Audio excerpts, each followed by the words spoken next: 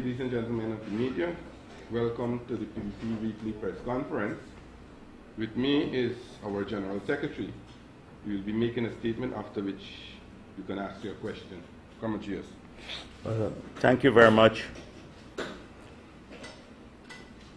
Over the weekend, I planned what I was going to say at this press conference.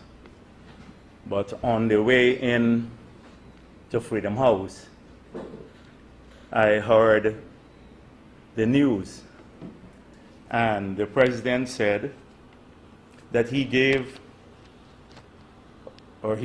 his government an A grade for performance.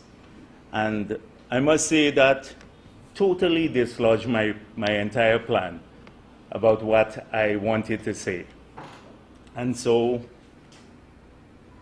let us deal with that issue first of all.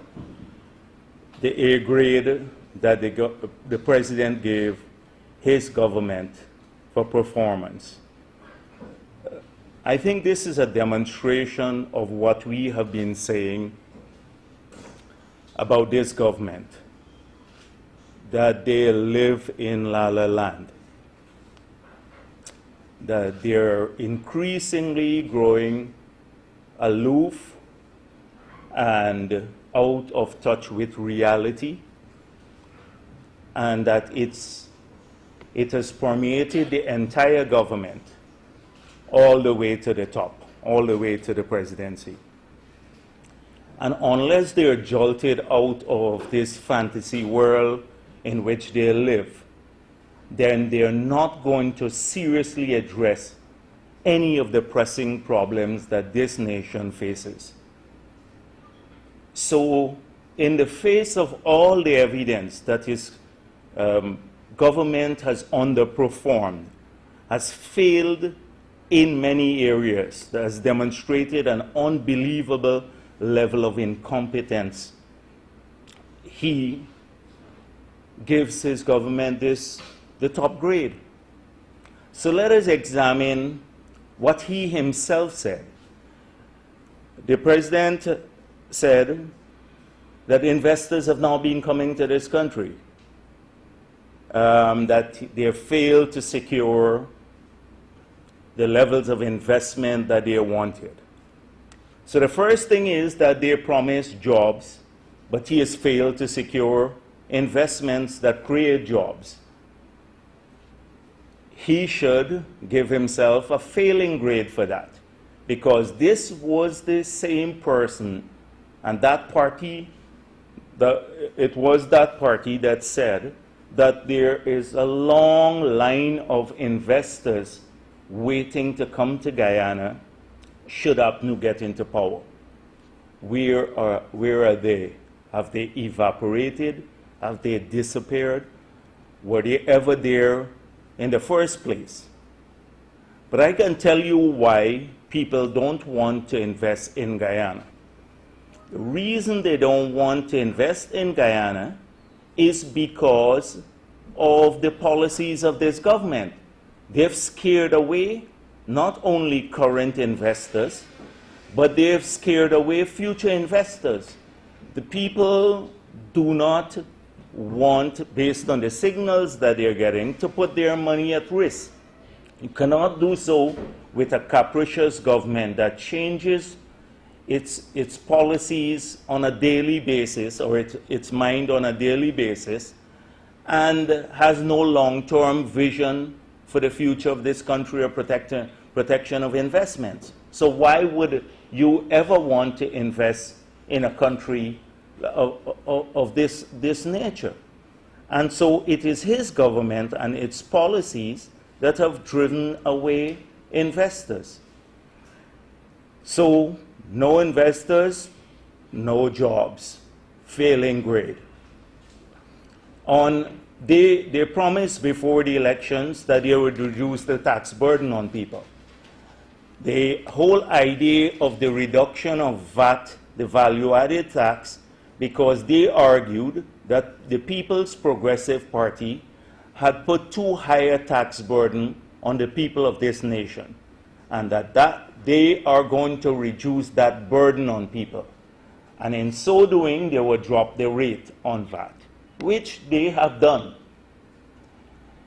But they have now increased the tax burden tremendously because, as we know, this is now old story, that the VAT was reduced from 16 to 14 and then extended. It was placed on a whole range of issues, which is creating a whole new set of problems for people. I see the challenges that people have with private education now, which would become VATable. University education would be VATable. Even the government has converted its budget agencies to taxpayer VAT agencies now. They're going to be VATable. So that's why we argued that there is no way the forecast of about $10 billion increase in collection in VAT from last year is realistic, because even from government alone, if you look at the entire capital program, excluding foreign funded one, and you add the 14% of it on that, plus on the recurrent budget, you will see that is there to procure goods and services. If you put VAT on just those two components of the budget, you're talking about $14–15 billion alone.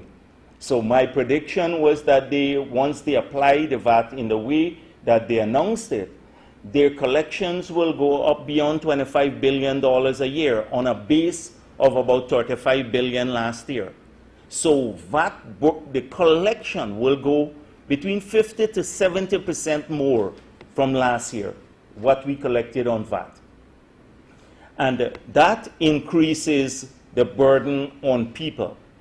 That increases the burden on people, the tax burden on people, because it's the consumers who pay VAT. And so they have failed on that. They have failed on the other tax burdens. We are aware now about the huge number of administrative burden they have put on people. And they tried to pile that on recently.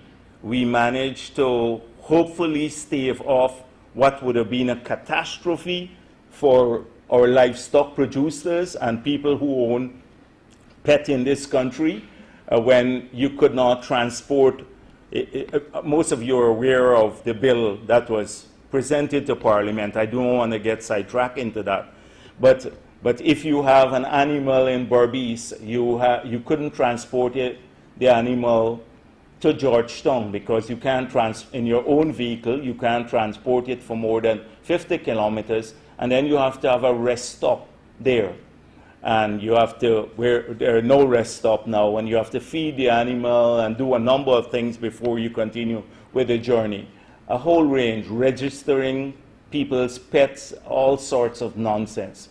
And then on the food safety bill, the burden that they would have put on small people, the people who were selling by the school side, and all of these people who've traditionally been there for decades, would now put so much burden on them. But this is all, we've seen it. We've seen the administrative burden now they've put on the business community in the last budget. Just go through the record-keeping section of what was announced in the budget, and you will see how much more administrative burden. Apart from the administrative burden, it's the fees that they've increased sometimes by 600% for services, government services. A whole range of services were listed in the budget, and then we saw what they did at the MMA. The fee increase for rice farmers, for rental and D&I fees, land rental and D&I fees for rice farmers and cattle rearers, and they've also done so at Hope Estate on the east coast of Demerara. So all of these burdens, so they have a failing grade for increasing burden on people. So a failing grade on investment and job creation, a failing grade on taxes and the easing of the tax burden. They have increased increase that. On crime, they have a failing grade too. The crime, as we know, is ravaging the entire country. And we have a minister who makes these unilateral pronouncements. A government totally at sea in how to address this growing cancer in our society, which is snuffing out lives of many people and affecting the business community too. And you know what is the most egregious thing, what is the most worrisome thing? That there seems to be no expression of sympathy on the part of government. These events pass unnoticed, people get killed in large numbers. Some of the most horrific crimes are committed on people all across the country. And it is seen as a routine, a routine order of the day. The minister says, oh, you can't expect to have law enforcement if you don't pay taxes. Callous statements on the part of the government. No expression of sympathy, or they do not take responsibility. It's somebody else's fault. It's got to be the PPP's fault. And so half of what the president said is about the PPP's fault, after 2 years in government. So they have a failing grade on addressing the crime situation too. I can go on broken promises. I can list 30 promises that they made to young people and to many other groups. And the pensioners, a whole range of the whole sections of civil society and interest groups, and they failed on keeping their promises there. On fighting corruption, we've seen some of the most unbelievable acts of corruption in a short period of this government. Just 2 years in office, unbelievable. So just the DDL matter alone, we have never in 23 years settled any matter that would have implications of $80 billion on the Treasury.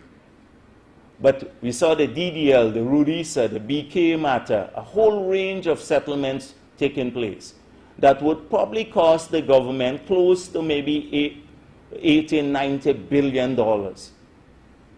In under the 23 years of the PPP, if we had settlements done, negotiated between government and private investors in a tiny room to give them money from the Treasury, I doubt it would be even $2 billion in 23 years. But they've had close to $80 billion. So they've failed on that too. That's why overall this government should get a failing grade for almost everything, all of its promises. The economy is declining. There's no hope for a better future. They don't have a plan. The president complains about investments drying up, but how is investment going to come? They try to sell the oil. They try to talk up the oil industry that it would solve the problems. ExxonMobil pointed out that this is not so. It's not going to create all these jobs that they're talking about. On almost every area they've failed. But something else the president said reveals a mindset. That they are not, he's already talking about a second term.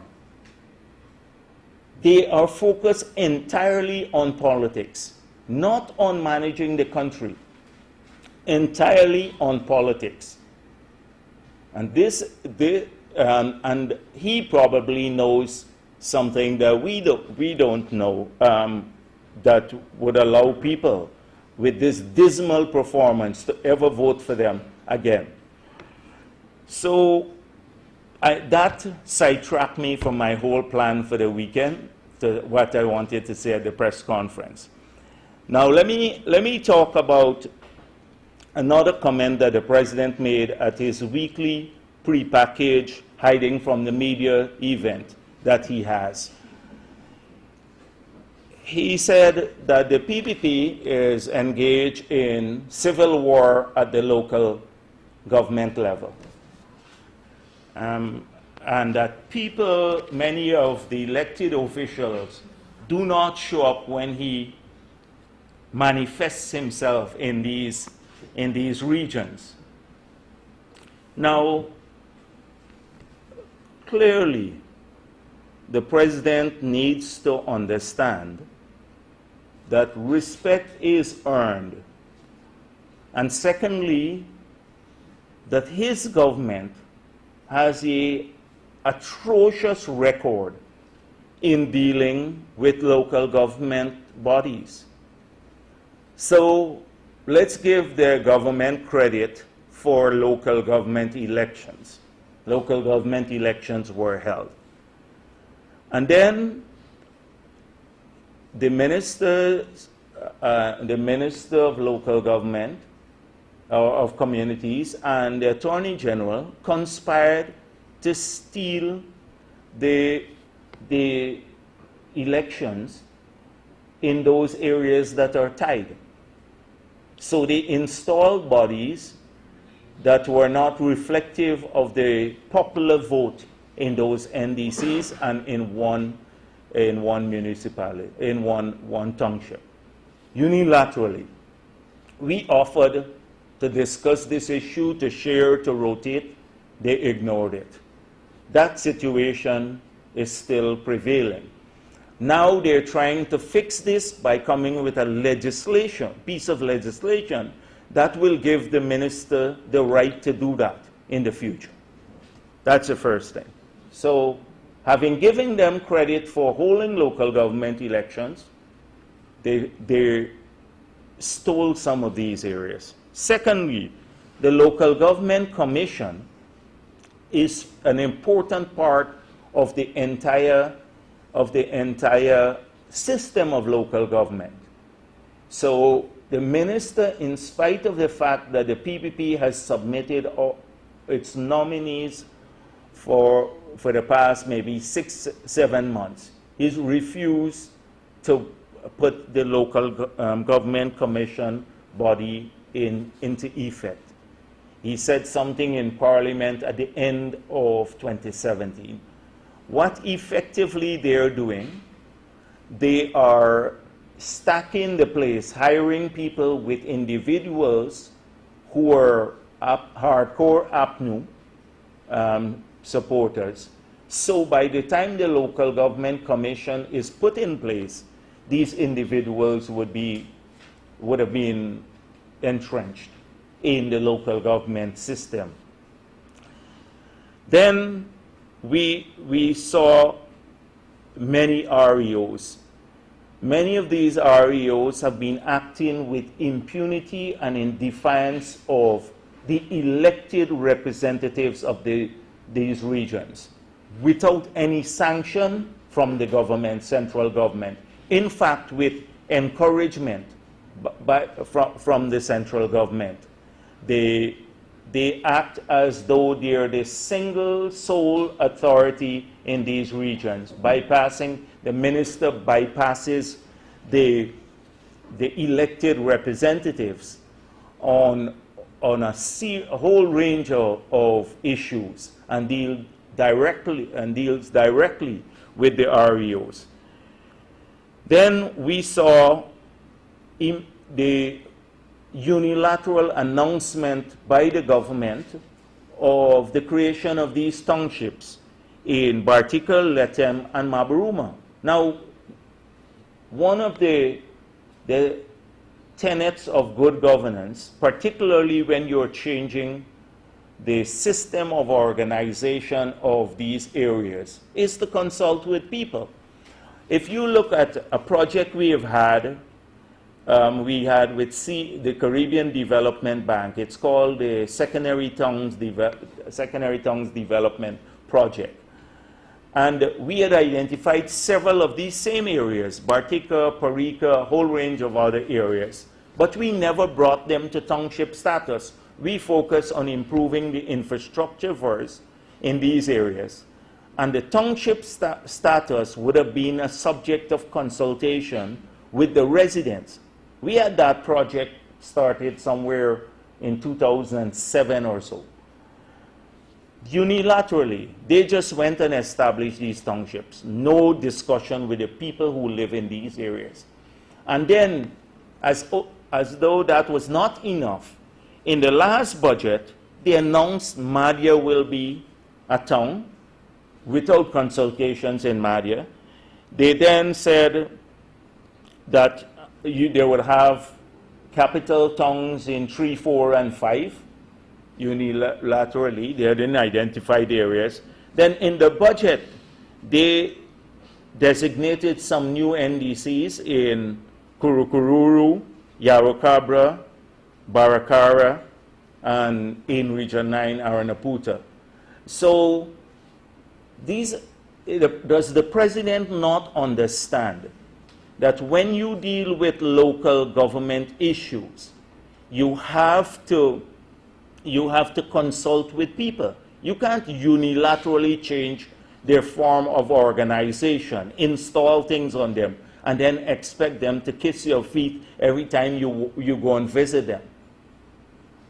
And so we saw all of these issues. And then most recently, I think this is the one he was flighting from, he was very unhappy about, that he showed up for a big launch in the inaugural meeting at the Marriott Hotel of the National Regional Development Consultative Committee. And many of the regional chair and the mayors, the vice chairs, in areas controlled by the PPP did not show up. And I just wish to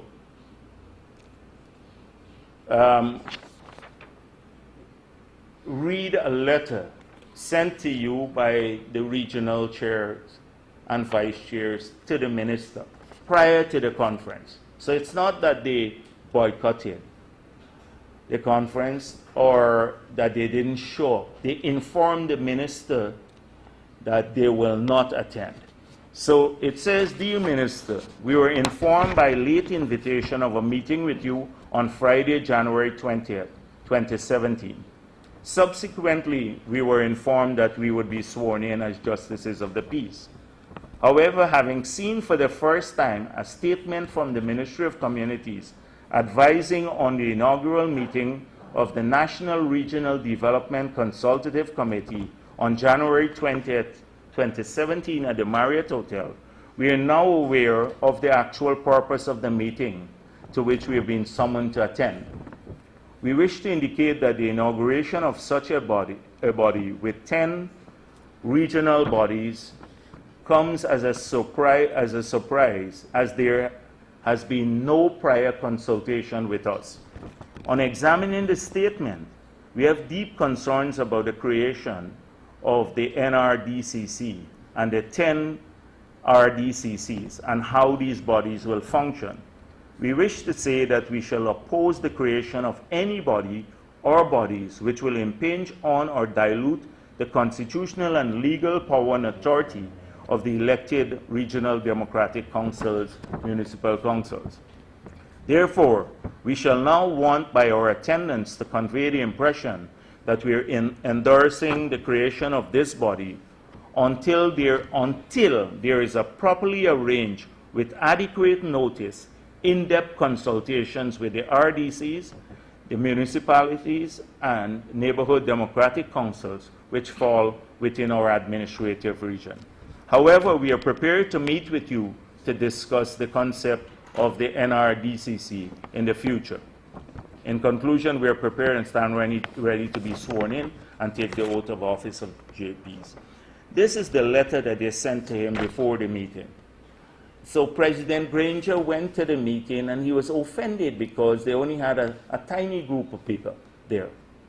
Personally, they called me to invite me the day before the meeting. This is a body that, and if you look at its working, because the 10 RDCCs will have the regional chairman and the mayor of the capital town as co-chairs. So take, for example, Letem now. So Region 9. So suddenly they create a body where the regional chair is a co-chair with the mayor of Letem, who was controlled by or won by APNU, which the area was won by APNU. So suddenly they extend the reach of the municipal or the township of Letem to the entire region, because they'll be meeting with people from the entire region. And this is a clever strategy to install these bodies. The People's Progressive Party won outright 48 of the 71 areas contested, and we tied another 7. So that's almost 55.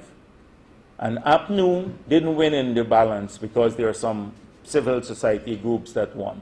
We won 7 of the 10 regions. So we're a central player in any arrangement for consultative body that will be created. We are not even consulted on this matter, and the elected officials were not consulted. So this is what happened. And so the president says we are engaged in civil war because people does not show up when he turns up to these regions or to the events. It's not civil war. He has to learn to respect the elected officials, and elected officials have no obligation to turn up when the president turns up. These people are working people. Tiny stipend to go to the meetings when they do. They're not employees of the state. So if they're working, would they leave their work to go to the president's meeting? Because they may go to the RDC meeting once a month or the NDC meeting, but they don't have to. And there are many times as president, I went into areas like Region 10, and the regional body didn't show up, but I wasn't so thin-skinned to complain about it all the time. I just went about doing my work. So this is it. And if the president is serious about local government democracy, he now needs to rein in his thugs, because they're disrupting the meetings. They disrupted them in 5 for a very long time. The Nimes Lagrange NDC has not met since October, because it's been disrupted by the APNU councillors there too. And more, they have 2 persons who disrupts the meeting all the time, the NDC meetings. And sometimes with encouragement from APNU supporters or the government. So we are not engaged in civil war, but we demand the right to be respected in these areas. We'll do what is good for these communities. And the president needs to, if he wants respect from these areas, he must treat these local bodies and their elected representatives with respect. On the parking meter, we're extremely pleased that civil society has taken a stand on this issue, and they have our full support. As you know, we've been trying to draw attention to this issue for a very long time now. Almost 5 months ago, we had a public engagement at the Sleeping Hotel, at which one of our councillors there, Mr. Coupen, he spoke about this matter. He spoke extensively about this matter. At that time, the issue was not in the newspapers every day, but we recognize in the People's Progressive Party the harsh nature of this deal and the corrupt nature of the deal. And so we started speaking out on this issue a very long time ago. Most 5 months ago, a PPP organized activity to have one of its city councillors speak out on this matter. That's almost five months ago. We issued several. If you look at the number of press releases issued over the last 5 months, 6 months or so, by the PPP and the leader of the opposition, the offices, you would see that they amount to maybe about 6 press releases on this subject, expressing our disapproval or non-support of this project over that period. We then, since last year, we tabled a motion in the Parliament to have this matter debated in the Parliament since last year. And we have been unable to get the matter on the order paper in Parliament to have a full debate on the matter. More recently, an activity was organized at the Red House about a week ago, maybe a week and a half ago, at which Mr. Coupen and Sherrod Duncan spoke at that engagement, and several of us were in attendance. So the PPP has been consistent in the fight against this project, and its track record has demonstrated all the steps that it has taken to try to get this project shelved. Now, on the other hand, let us look at the government's track record on this matter, because now I see a new mood in most of the newspapers, a couple that are apologetic for the government, that they laud the president for getting involved and for directing the reduction of the rates. And they forget the history of this project. First of all, what we saw in the newspapers this weekend, an expose of the contract. The government had this contract at least 5 months ago. The government had the same contract 5 months ago because they asked the Ministry of Finance to review the contract. So they can't claim they did not have this contract. Imagine the nation now gets hold only this weekend of a copy of the contract. Everybody in the whole country now can see its provisions. But the government of Guyana had a copy of this contract 5 months ago, had its ministry review this contract. The ministry had an adverse review of the contract, and yet they proceeded to support it. And they can't claim that they did not support this project. So that's point one. They saw the contract, they had the contract, they knew about its provisions. 2,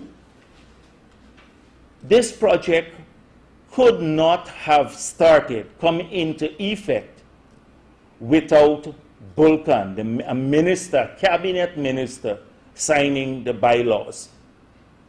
So they not only had the contract, had a review done of the contract, gone against their own review of the contract, but then they had one of their cabinet ministers help to bring this contract into being. So, who takes approval for that? Is it not Granger himself? Granger on many occasions have said, I don't want to get involved in this. This is a purely local government matter, etc. Yet it was his government that brought this project into being. The others only signed the contract, the city council people.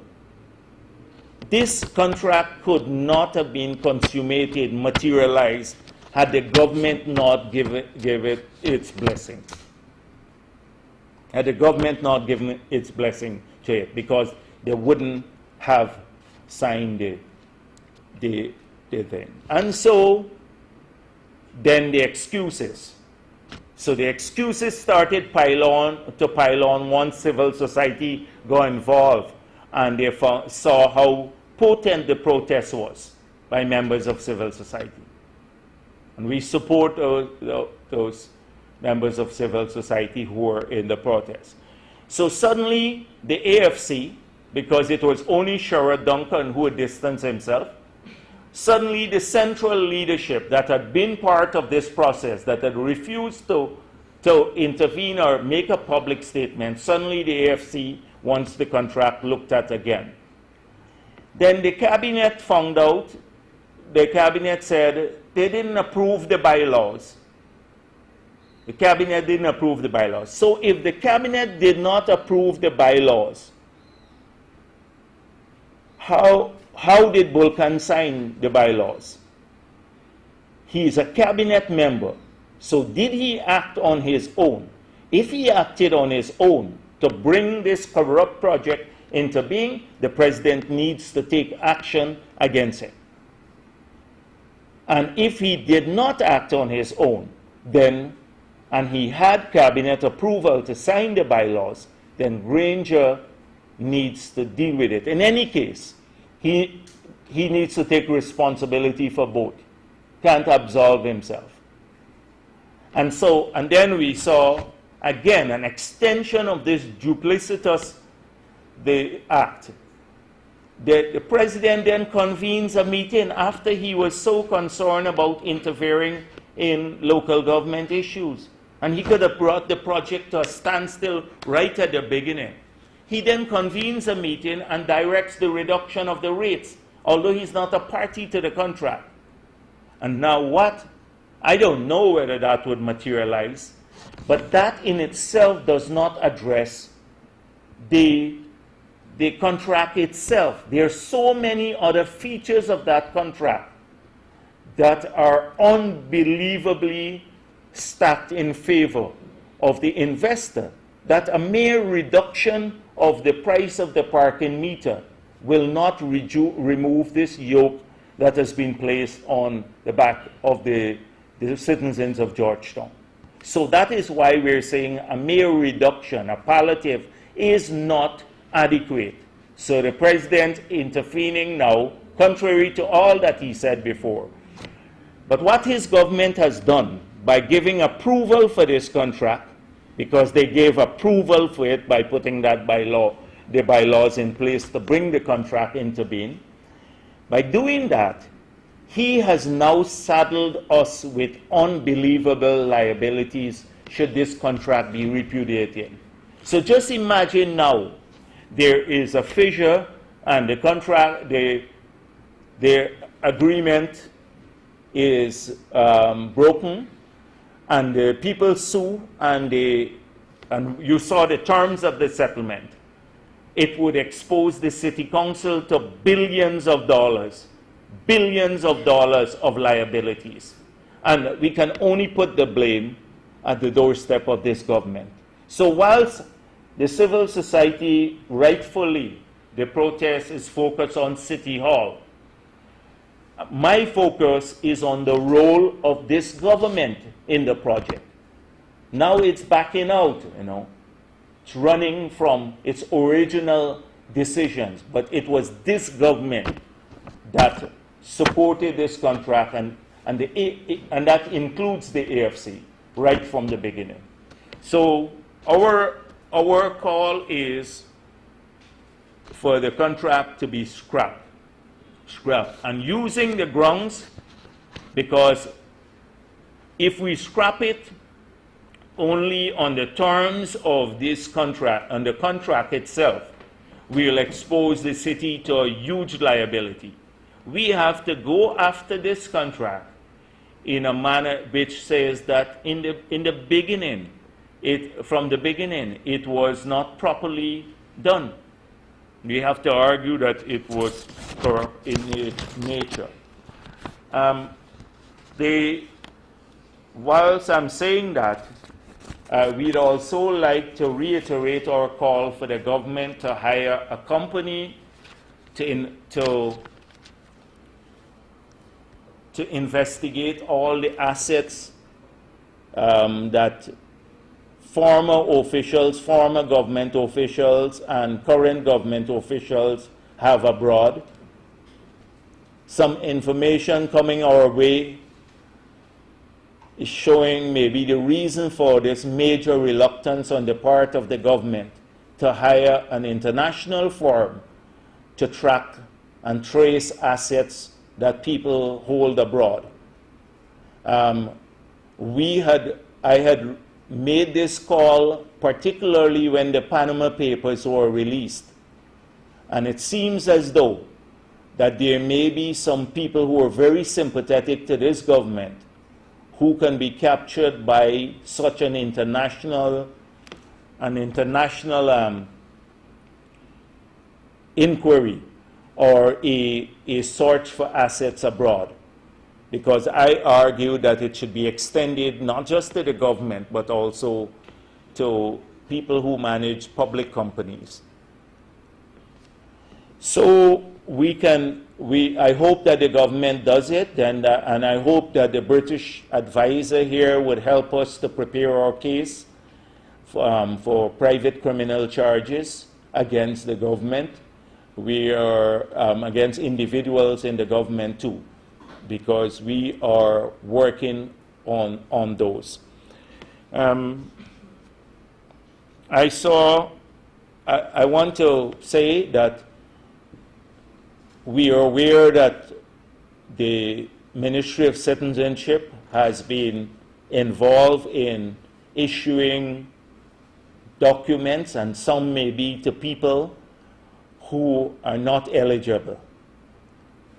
We are gathering some evidence, and I just want to say to members of the public that if they have any information about this, they can contact me directly. I'm going to give them the details, and there may be even a reward for this, for the information that they supply. And we are looking at this matter seriously, because it will compromise not just registration for elections, but it will compromise even the quality of our passports and everything else, all of our state documents, if people are given original documents for which they're not eligible. In relation to sugar, as I mentioned before, I don't want to repeat what I did at the last press conference, just to say that the government needs to meet its commitments that are mandated by law to the sugar workers, that if they have to move beyond 10 miles from where they're working, that they can opt for severance. And I know that the sugar workers are currently engaged in protest action outside the office of the president, because Gaisuco has failed, in fact, is failing to comply with the law. And so I urge Gaisuco to do so. We will later in the week speak a bit more about sugar. I'm going to issue a press release on sugar and our position on sugar. We're hoping that there would be some more civil society protests around Bondgate and around DDL, because if you think what's at City Council is bad, when you start getting into these issues, you will see how much worse it is. I couldn't resist also just picking up the papers and looking at the Kaichor News headline, "Go Invest," watched on for years, has invested rape Guyana's forest. The forensic audit that was done at Go Invest. And you know our position on these audits. Our position on the audits is, once they're done properly, right at the beginning, we argued that the government handpicked the auditors, but once the audits are done properly, that people have a chance to respond to the audits, And that's what I've been finding out. I've been asking, have any of the persons who've been managing these agencies been asked, which is standard auditing practice, to give a response? I know this happened in the case of NISIL, and they had a 200 pages response from Mr. Brassender. But I've asked around for some of the other entities, and they were never even given an opportunity to respond to some of the allegations that were made. These are people who managed the area, and this is standard auditing practice. So our position is that if the audits are done properly and you find corruption, then the law will take its course, and you should take action.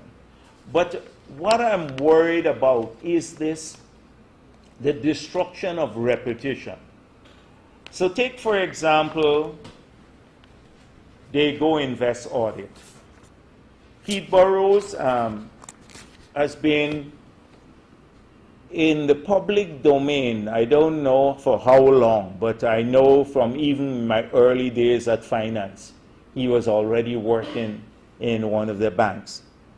Has given a tremendous amount of service to this country. And to drag him through the mud in this way that they have done it. Like, look at what the headlines say, you know. Go Invest was a personal piggy bank for Keith Burrows. Then, instead of sanctions, logging companies rewarded with billions in concessions. I'm going to come to each of these. But let's take, for example, what the article said about Keith Burrows.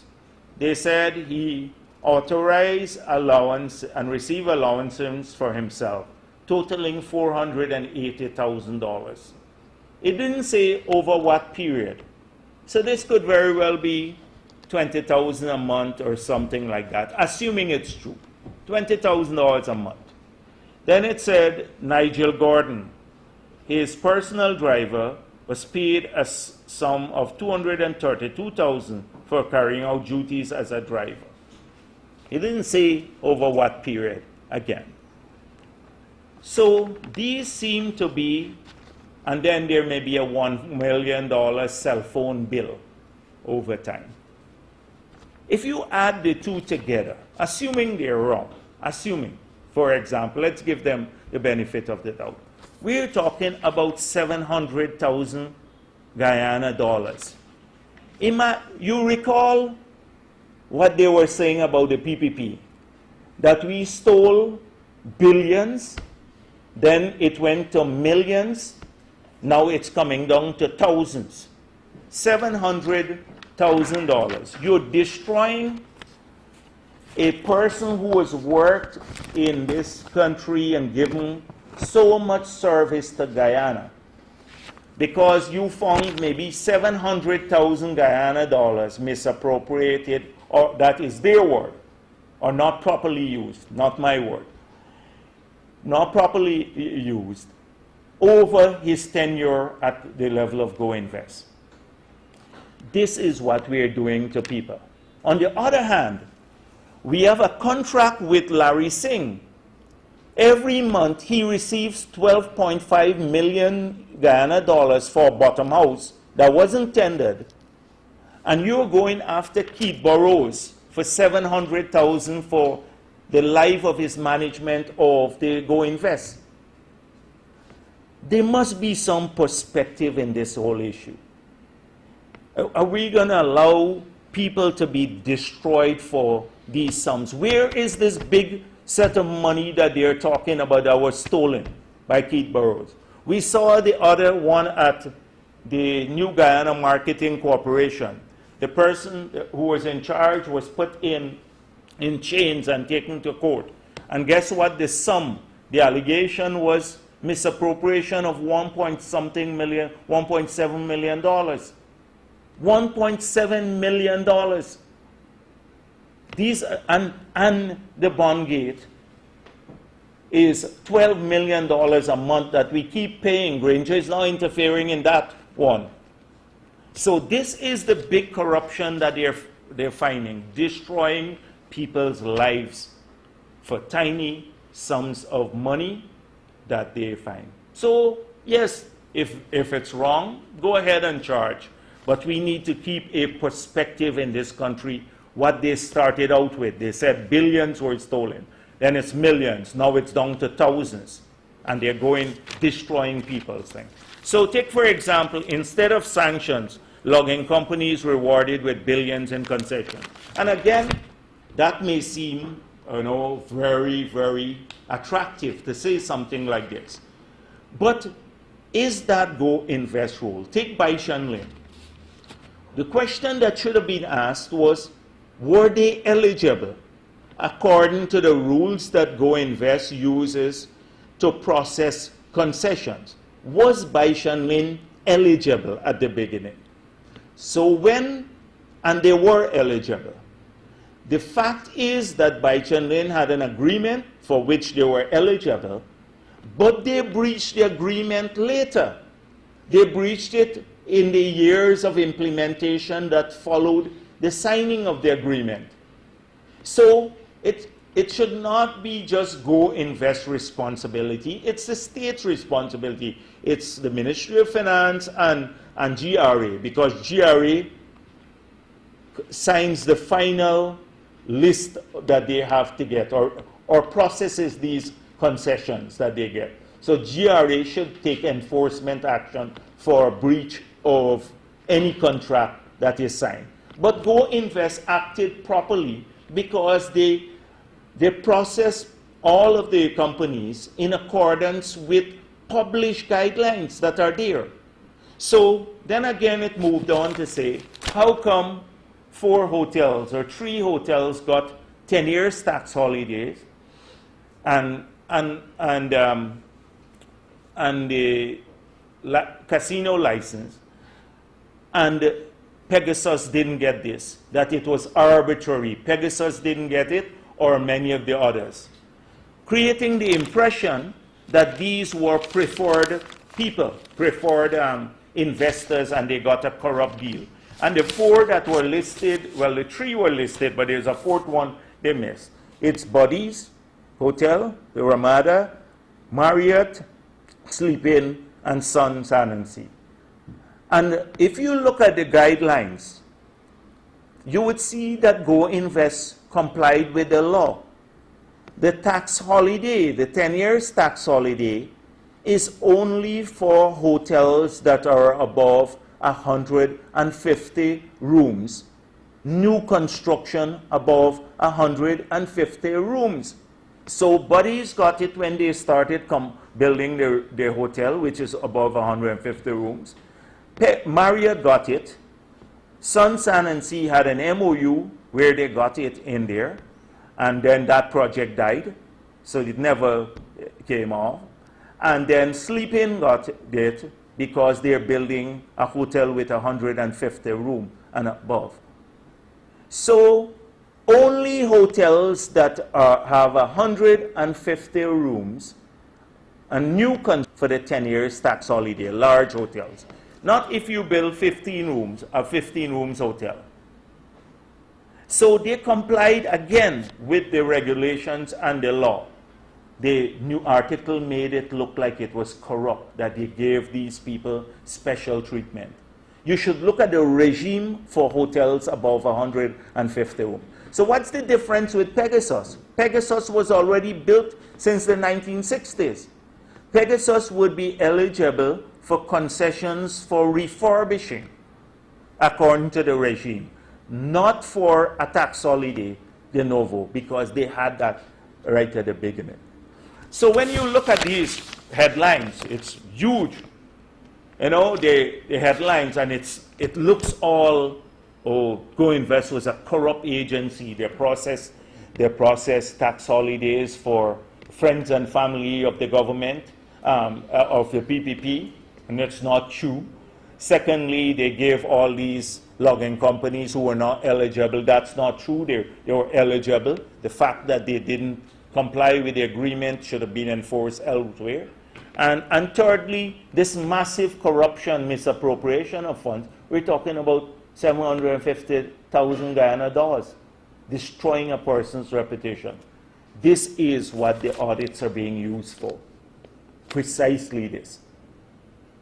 And it is really, really sad that you can destroy people's reputation. Look at the same thing. I saw in today's Stabro that there's some Irvin or whatever, Irvin saying that we gave the FIP Motilal the contract without no public tender, the FIP Motilal without any public tender, and it's allowed to be in a letter. And nobody says the editor should have said that is not true, because there was a public tender, and at a press conference right here in which the Starbuck News was present, I asked the government to release the evaluation report for the assessment of the tender.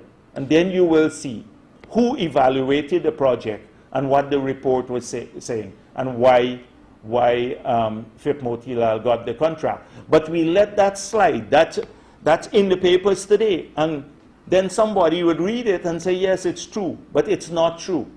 And so many of those things get smuggled into the newspapers on a daily basis, which are outright lies. So I just wanted to talk about that, because the other agencies are similar to that. I just end here. Thank you. All right, there you have a lot of these. No, we don't do our business like how they've been doing. We're not talking about who to jail and all of that. We're preparing the documents, and this is why we have grave concerns about what will happen at the Integrity Commission too. What will happen at the Integrity Commission? Because, so I can give you a hint, that they, as I said last week, they've sent home all the staff, and now they're in the possession of all the returns. So we know that many of them did not broke the law, did not file their returns. So we're worried that they can just stick these things in there, and we may not be able to, they will tamper with the records. So this should never be the case. We're a constitutional agency, and its record should fall under the executive. And another matter is, it's this 50% increase too, because if the cabinet, the argument they're making about enrichment, you know, the asset and enrichment, if, as I said before, if the basis for which they are looking at the Pradoville issue is that people illegally transferred assets to themselves, to enrich themselves, members of cabinet, then we can prove a case in court that they have taken financial assets of the state based on a cabinet decision that they themselves made to give themselves an increase bigger than anyone else. That is enrichment also. And so I'm giving you the two bases on which we probably proceed with private criminal charges. Don't